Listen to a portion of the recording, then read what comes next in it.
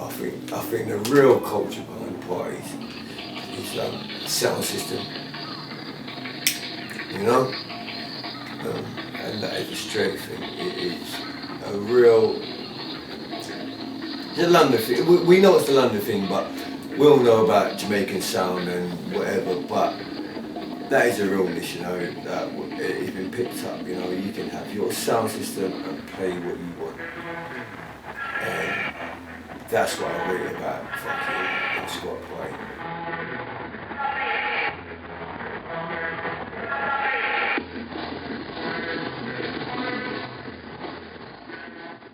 There's real underground people making music, or underground DJs finding that shit that they want to play, that's hitting at that time in the morning, that gets people going, on drugs or not, just to fucking boom, mash it up. Sound's got a lot to do with the illegal rave scene, just generally because in clubs there's a lot of sound restrictions. You're only allowed to have it at a certain level and so on, due to like law and legal stuff.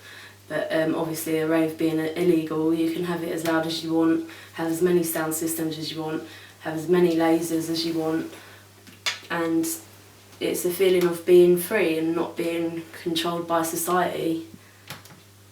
And it's sort of like rebelling against society in a way, as well as the music. The music is rather rebelling music, I suppose.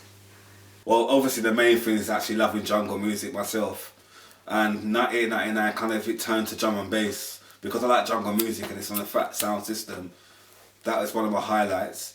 Meeting with your friends and meeting other people that is inclined to your kind of musical taste and it's there to rave and have a good time as well. I met loads of people from Scott Raves.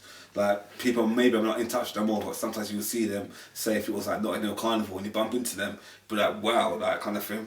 And it's like, oh, you put on loads of more weight and kind of stuff. Because some years ago, you know what I mean? But it's like, how's it going? And kind of, so the friendly side of it as well. Just meeting different people who you wouldn't normally meet. They seem to have more of an open mind as well than to people in mainstream clubs that I've met before, and I've met quite a lot of people, and they seem to have more of an open mind and open sort of views and stuff on life and the music and the scene.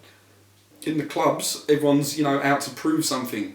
They're trying to impress their mates, or they want to impress themselves. They're going to see this DJ, that DJ, and, you know, there's a lot of, you know, about how good your clothes are, or sort of a lot of attitude on the street anyway. So you're getting people who are going there like 10 lads together, you know, out to sort of prove themselves to other people. Everyone's there for the appreciation of liking certain music, which you ain't gonna be able to find in the main clubs, and it'd be too expensive for one point as well. So people go there because it's cheaper, but it's just the whole friendliness of it as well, which makes it a bit more appetizing to go to a Scott party rather than to go to a club.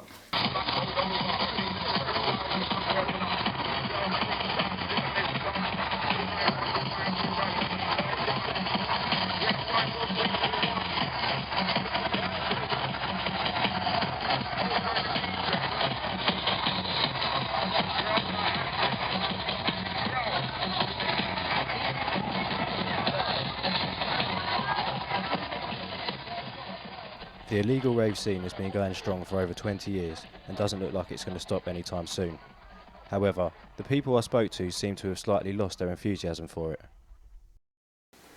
I don't really go to parties. No, I don't go to parties every weekend anymore. I've got other things going on.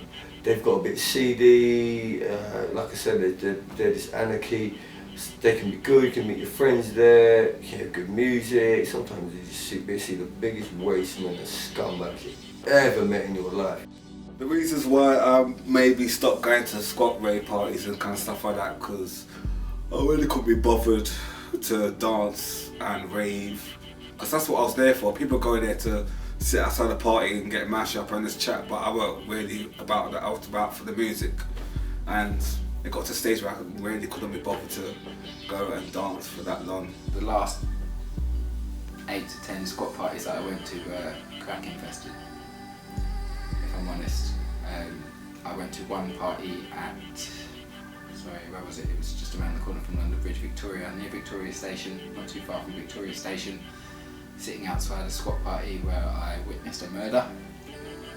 Somebody who was an Italian guy who was going into the squat party. I do not know what the confrontation was between him and, I don't know if I'm allowed to say the name, so I won't. It was a popular squat party goer, graph artist, murdered. I've never had trouble at a party, ever. Just never. Never. But I've seen utmost. But I've not seen the worst. I've always heard worse. I've heard serious worse, like bad stuff, you know, like because there are in old warehouses and things where fucking someone turned off a piece of equipment on a fucking gym or got cut in half. For me, squat party definitely has its highs and its lows. You know, personally, you know, I've seen a lot go and come around at a squat party. You know, you see people having a really good time, but I've also seen people who have wigged out and, you know, end up in hospital for the night. And as years have gone on, and, you know, especially with all the designer, you know, drugs that are coming in now at the moment, you know, you're seeing people mash themselves up to a point where, you know, they might not ever recover from that. So for me, it's all got a bit too much. It's got a bit too much going on, a bit too hectic, and obviously there's always people that are going to exceed, as you know, Tony Montana once said in his film, nothing exceeds like excess, and that is a way of life for a lot of people, but it will take its toll at the end of the day, and it gets to a point where you need to think to yourself, you know, I need to move on and seek out better pastures green for myself, do you know what I mean? So personally, you know, it's not something I'd do again. Maybe once a year I might pop my nose in if something picks me fancy, but it's not something I would attend on a regular basis anymore. But that's just me.